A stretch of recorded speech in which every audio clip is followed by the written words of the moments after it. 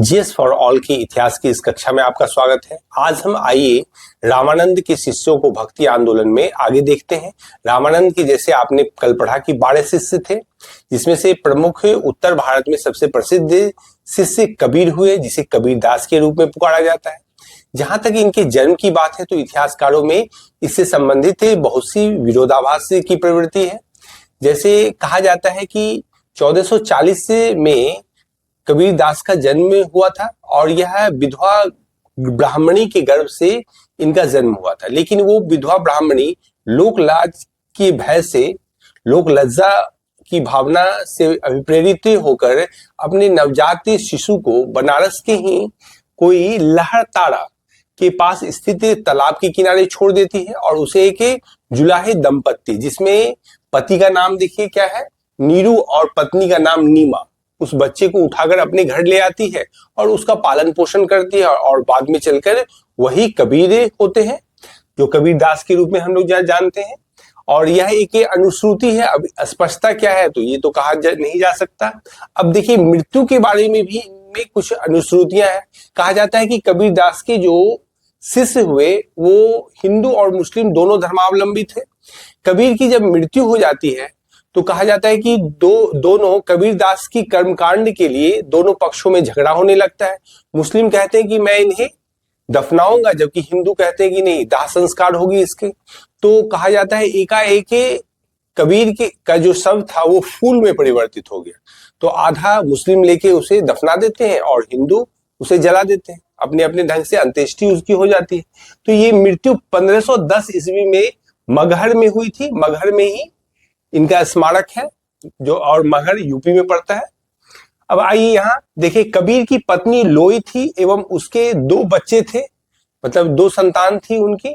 एक पुत्र का नाम कमाल था, जैसे कि आप दोहा में भी जान सकते हैं कमाल के नाम को। जैसे आप एक दोहा देखिएगा, उसमें कबीरदास कहते हैं, उसमें माया मोह या फिर सांसारिक के जो मैटेरियलिस्टिक लाइफ है उसके विषय में कहते हुए कहते हैं, बूढ़ा वंश कबीर का उपजा पूत कमाल, हरि भजन को छोड़कर घर ले आया माल। तो इससे भी आप मतलब पुत्र कमाल के बारे में जान सकते हैं। कबीर ने राम, रहीम, ईश्वर, अल्लाह आदि को भगवान का एक रूप माना। इन्होंने जाति प्रथा, धार्मिक कर्मकांड, वाह्य आडंबर, जप तप, अवतारवाद आदि का विरोध करते हुए एकेश्वरवाद में आस्था दिखाई और एवं निराकार ब्रह्म की उपासना को महत्व दिया। कहने का मतलब है कि कबीर मतलब एकेश्वरवादी थे और उन्होंने मंदिर, मस्जिद, मूर्ति के झंझटों से हटकर, और हिंदू हो या मुस्लिम, उसकी सरी गली प्रथा पर चोट उन्होंने किया था। और कहा जाता है कि जो रॉटेन कल्चरल सोसाइटी थी, चाहे वो हिंदू का हो या मुस्लिम का हो, उनका उन्होंने जबरदस्त विरोध किया। जैसे देखिए क्या उन्होंने पत्थर के पूजने या मतलब मूर्ति पूजा पर चोट करते हुए कहा था, पाहन पूजे हरि मिले तो मैं पूजू पहाड़, ताते वह चक्की भली जो पीस खाए संसार। तो कबीर जो बात कह देते थे तो उनका जनमानस पर बड़ा व्यापक प्रभाव पड़ता था। तो कबीर निर्गुण भक्ति धारा के ऐसे प्रथम व्यक्ति थे जो कि संत होते हुए भी गृहस्थ धर्म को अपनाए हुए थे, और कबीर के अनुयायी कबीरपंथी कहलाते हैं। और कबीर के उपदेश जो शब्द के रूप में है वह सिखों के ग्रंथ गुरु ग्रंथ साहब में संकलित है। जैसा कि आपने देखा था सूफी में बाबा फरीद के जो विचार या उपदेश थे वो भी गुरु ग्रंथ साहब में संकलित थे। और देखिए कबीर के उपदेश बीजक जो है उनके शिष्य धर्मदास द्वारा संग्रहित किए गए हैं और बीजक के 3 भाग हैं। पहला रामायणी, दूसरा शबद और तीसरा साखी। और इनकी भाषा जो थी उसको सदुक्कड़ी भाषा कही जाती थी। सदुक्कड़ी भाषा का मतलब हुआ इसमें ब्रज भाषा, अवधी और राजस्थानी भाषा के शब्द पाए जाते थे। और एक फैक्ट और जानिए कि कबीर दास से सिकंदर लोधी के समकालीन थे। रामानंद के 12 शिष्यों में 2 शिष्य और को देखा जाए, जैसे धन्ना जाट के बारे में जानिए। जन्म 1415 ईस्वी में जाट परिवार में हुआ था और ये कहा जाता है कि इनका संबंध राजपूताना यानी वर्तमान राजस्थान से था। और यह रामानंद से दीक्षा लेने के लिए बनारस से आए थे और इन्होंने भगवान मूर्ति को हटाते भोजन कराया था। मतलब इनके बारे में कहा जाता है कि जब यह 5 वर्ष के थे तो इनके घर पर एक साधु का आगमन होता है और साधु शालिग्राम की पूजा करते हैं। और जब साधु जाने लगते हैं तो बालक उनसे जिद करता है कि वो शालिग्राम को दे दे। तो साधु जबकि शालिग्राम को नहीं देता है और उसी के समरूप एक एक काले पत्थर जमीन से उठाकर वो बालक को दे देता है। और कहा जाता है बालक धन्ना उसी को शालिग्राम मानकर प्रतिदिन उसकी पूजा करके भोजन का भोग लगाना शुरू किया। लेकिन वह बार बार देखता है कि भोजन का भोग नहीं लगा है।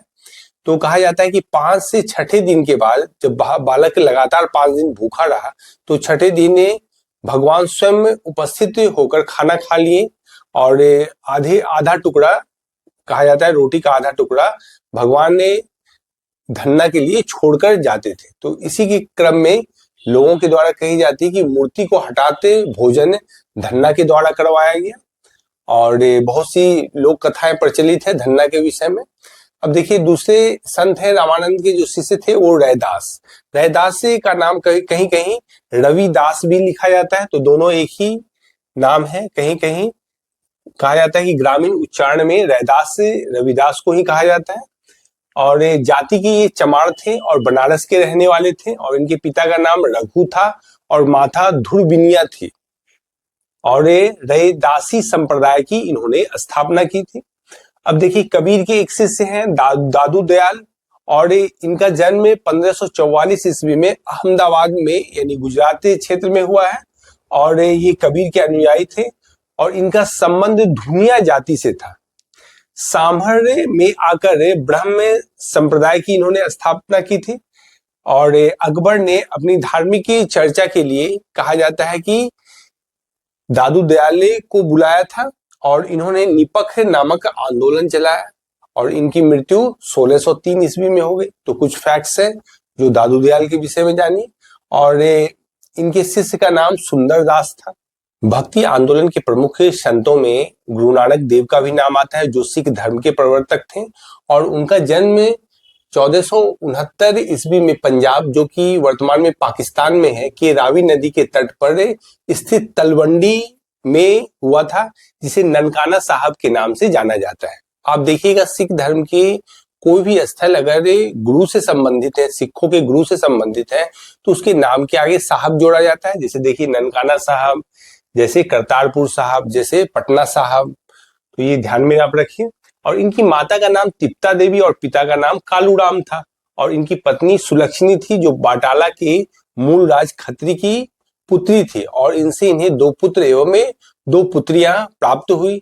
और एक उदासीन टर्म है, देखिए उदासीन है, गुरु नानक ने देश का 5 बार चक्कर लगाया जिसे उदासीन कहा जाता है। और इन्होंने कीर्तनों के माध्यम से अपने संदेश का प्रचार जनमानस में किया था। और इनकी काव्य रचना भी थी जिसे एवं वे रब्बाब के संगीत के साथ जिसे गाया करते थे। और उसी के साथ देखिएगा संकीर्तन आज भी यह प्रसिद्ध है सिखों में।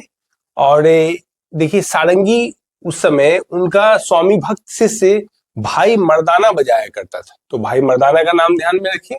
और अपने जीवन के अंतिम क्षणों में करतारपुर के रावी नदी के तट पर अपना डेरा स्थापित किया था। मतलब गुरु नानक ने जो अपना मॉनेस्ट्री या फिर मठ जो स्थापित किया था उसको डेरा कहा जाता था। और गुरु नानक ने अपना उत्तराधिकार अपने पुत्रों को ना देकर बल्कि अपने शिष्य लहना को दिया, जो कि आगे चलकर गुरु अंगद के नाम से प्रसिद्ध हुए। और एक ही तथ्य और जानिए, नानक सूफी संत बाबा फरीद से प्रभावित थे। वही फरीद जिनका फरीदाबाद में मकबरा है और इनका पूरा नाम फरीदुद्दीन गंज ए सकर है। अब आइए चैतन्य महाप्रभु को देखा जाए तो चैतन्य महाप्रभु का जन्म 1486 ईस्वी में नवद्वीप यानी वर्तमान में पश्चिम बंगाल के मायापुर गांव में हुआ था। और नादिया जगह है, पहले नादिया के नाम से जानी जाती थी, अब वो मायापुर गांव है। और इनके पिता का नाम जगन्नाथ मिश्र और माता का नाम सची देवी था। और पाठशाला में इन्हें निमई पंडित या गौरांग के नाम से पुकारा जाता था और मूल नाम विशंबर था। और इनका दर्शन में देखा जाए तो अचिंत्य भेदाभेद भाव का सिद्धांत इन्होंने दिया है, जो कि माधवाचार्य की कठोर द्वैतवाद और रामानुजाचार्य के विशिष्टाद्वैतवाद का एकीकरण है। जैसा कि आप जानते हैं कि माधवाचार्य के द्वैताद्वैतवाद में आत्मा अलग है, परमात्मा अलग है, लेकिन आत्मा जो है परमात्मा पर निर्भर है, ऐसा कहा जाता है। जबकि रामानुजाचार्य के विशिष्टाद्वैतवाद में आत्मा और परमात्मा को एक ही सत्ता माना गया है, और लेकिन इसमें भी कहा गया है कि आत्मा जो है परमात्मा के चारों ओर से घिरा रहता है। और इसी के बीच में अगर देखा जाए तो इसी दोनों मत के एकीकरण को अचिंत्य भेदभाव कहा जाता है। और अचिंत्य भेदभाव को मानने वाले जो साधक होते हैं उन्हें गौड़ीय कहा जाता है। तो इनके द्वारा चलाया गया जो संप्रदाय था वह गौड़ीय संघ के नाम से जाना जाता है। देखिए यहाँ लिखे हैं, चैतन्य ने गोसाई संघ या गौड़ीय संघ की स्थापना की थी, जो कि संकीर्तन प्रथा को जन्म दिया था। मतलब आप देखिएगा, आप एक गाना चलता है, राधे राधे राधे बरसाने वाले राधे, तो इसमें देखिएगा संकीर्तन का भाव होता है, और ये गौड़ीय संप्रदाय का ही एक प्रकार से भाग है। और 1510 ईस्वी में केशव भारती यानी श्रीपाद केशव भारती ने इन्हें संन्यास में दीक्षित किया था। और दीक्षा के बाद यह उड़ीसा के जगन्नाथपुरी चले जाते हैं, और जगन्नाथपुरी में जगन्नाथ जी की सेवा यह 20 साल तक करते हैं। और देखिए इस्कॉन जो है चैतन्य महाप्रभु के दर्शन अचिंत्य भेदभाव का ही अनुसरण करता है, और विश्व स्तर पर इनके संकीर्तन प्रणाली को प्रचार करने में ये कटिबद्ध है ये संस्था। आइए वल्लभाचार्य को देखा जाए। श्रीमद वल्लभाचार्य, जिन्हें विष्णु स्वामी भी कहा जाता है, इन्होंने शुद्धा द्वैतवाद कहा था। इन्होंने कहा कि आत्मा और परमात्मा भिन्न भिन्न सत्ता नहीं है, बल्कि वे एक ही हैं, और इन्होंने भक्ति के द्वारा इसे प्राप्त किया जा सकता है। कहीं मंदिर और मूर्तियों में परमात्मा को खोजने की आवश्यकता नहीं है, इस बात पर बल दिया था इन्होंने। और इस विचारधारा के जो अनुयायी थे उन्हें पुष्टि मार्ग के अनुयायी माना जाता है। मतलब इन्होंने पुष्टि मार्ग का सिद्धांत दिया था। और देखिए इनका जन्म 1479 ईस्वी में चंपारण यानी वाराणसी में हुआ था। और इनके पिता लक्ष्मण भट्ट थे और माता यल मगरू थी, और पत्नी महालक्ष्मी थी, और इनका निवास स्थल औड़ल यानी गंगा यमुना के संगम पर था। पुत्र थे दो, गोपीनाथ थे जिनका जन्म 1511 ईस्वी में, और विठल नाथ थे जिनका 1516 ईस्वी में था। ये भी आगे चल के संत होते हैं। और इन्होंने कहा कि परमात्मा को भक्ति एवं ज्ञान द्वारा प्राप्त किया जा सकता है, परमात्मा को किसी मंदिर या मूर्ति में खोजने की आवश्यकता नहीं है।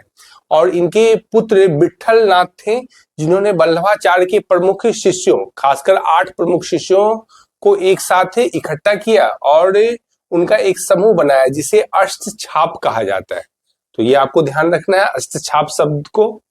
और इनका अगर प्रमुख मंदिर देखा जाए तो पुष्टि मार्ग संप्रदाय का मंदिर राजस्थान के नाथ द्वार स्थित श्रीनाथ जी मंदिर है। 2 तथ्य और ध्यान में रखिए। देखिए पहला है, सूरदास वल्लभाचार्य के शिष्य थे, और अकबर ने विठल नाथ जो इनके पुत्र थे उन्हें जैतपुर और गोकुल की जागीरें प्रदान की थी। आइए गोस्वामी तुलसीदास को देखा जाए, जो कि राम भक्त थे, और भक्ति आंदोलन में इनका भी महत्वपूर्ण योगदान। देखिए 1532 ईस्वी में यूपी के बांदा जिले के राजापुर गांव में इनका जन्म हुआ था, और इनके पिता का नाम आत्माराम दुबे और माता हुलसी देवी थी। और इन्होंने रामचरितमानस की रचना अवधि में की थी, और यह मुगल सम्राट अकबर और मेवाड़ के शासक राणा प्रताप के समकालीन थे। आइए एक अंत में हम शंकर देव को देखते हैं, जिनका कालखंड 1449 से लेकर 1469 तक है। और इन्होंने भक्ति आंदोलन असम के क्षेत्र में प्रचारित किया था, और कहा जाता है कि यह बरपेटा शासक के अधीन इनका क्षेत्र था। देखिए ये नर नारायण कोच राजवंश के बरपेटा राजा यानी असम के शासनकाल में इनका जन्म हुआ था। और ये एकमात्र अकेले कृष्ण मार्गी वैष्णव संत थे जो मूर्ति पूजा के रूप में कृष्ण की पूजा के विरोधी थे। ये ध्यान में रखना है, मतलब ये कृष्ण की मूर्ति के रूप में पूजा की आराधना ये नहीं करते थे। और इनका यह संदेश था कि विष्णु और उसके अवतार कृष्ण के प्रति पूर्ण निष्काम भक्ति पर केंद्रण हो। और यह चैतन्य महाप्रभु के भी समकालीन माने जाते हैं। तो इस प्रकार आपने भक्ति आंदोलन को देखा। फिर हम अगली कक्षा में मिलते हैं। आज के लिए इतना ही। धन्यवाद।